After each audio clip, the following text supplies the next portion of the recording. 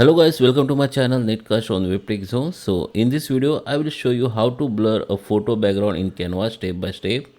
So your subject looks more clear and professional. So let's start with the video, and at the end, if you like this video, hit the like button, subscribe my channel, and don't forget comments below. So let me start with the video.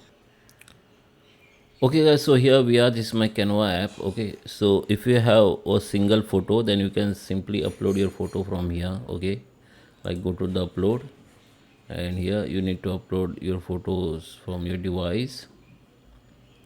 Just click and upload files. Okay, then choose your photos, open it, and go to the edit image. Okay, and go to the create the design. Okay, now go to the edit,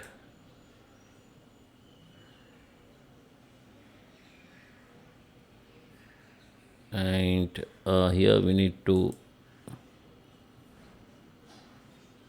grow in magic grab. So this is the option, just click on it.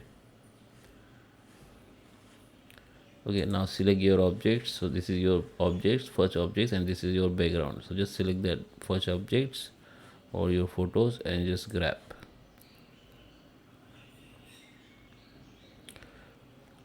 Okay, I'm going to show you two methods. So this is first method, so you can use as per your requirement. So this is my this is photo has been grabbed. Okay, don't move it.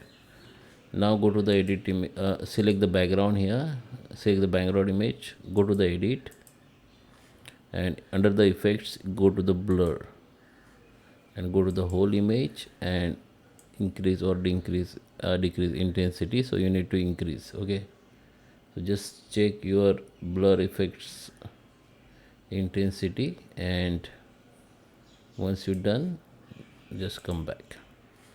Now you can see this photo background now it's look like blur. Okay, so now let's go to the second method.